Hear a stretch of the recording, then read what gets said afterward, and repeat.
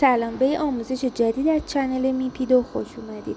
این قسمت سند بلاس کردن چوب. ابتدا سطح چوب رو به طور کامل میسوزونیم.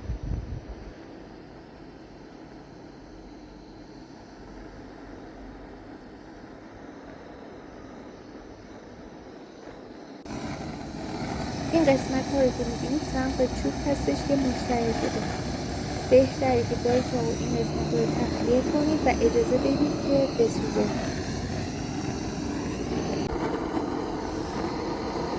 سپس کل سطح چوب رو به طور کامل بسوزونید.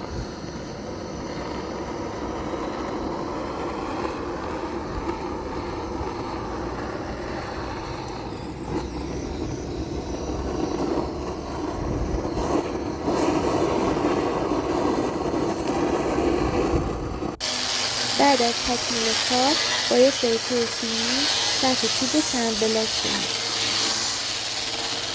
تا جای ادامه بدید که لایه‌های بیرون چوب خودشون رو نمایش بدن.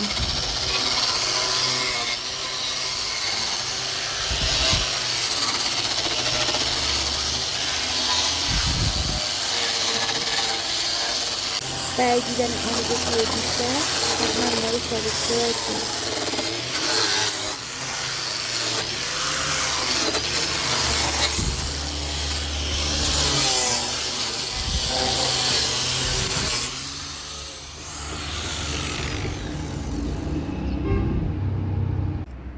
بعد از تکمیل کار یک فن کوزه‌گری هستش که باید با سیم ظرفشویی سطح چوب رو صاف کنید.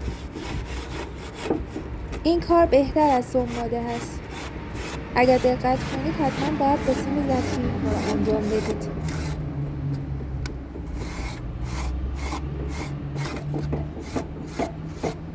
تا لایه ها خطوط صاف بشه.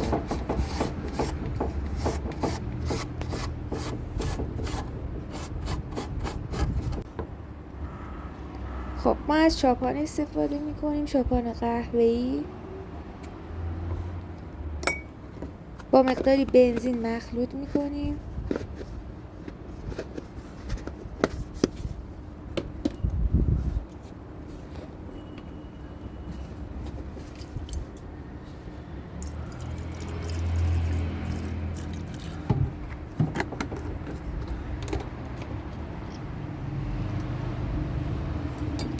به خوبی هم بزنید تا محلولتون رقیق بشه.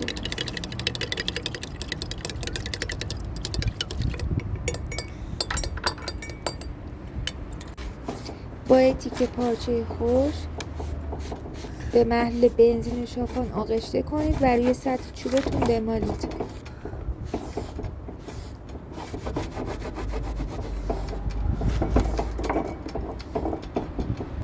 به طور یک دست تمام سطح چوب رو آغشته به چاپان کنید.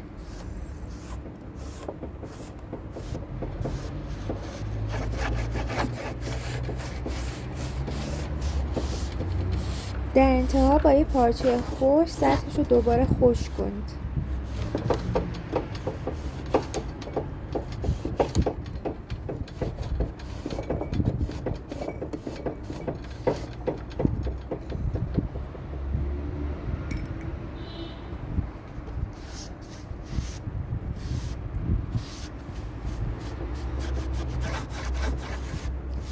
با دستمال چربی ها رو بگیرید.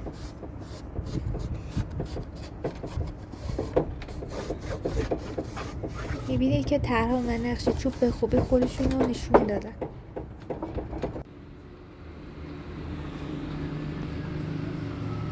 در انتها اجازه بدید که خشک بشه. این هم نتیجه کارم.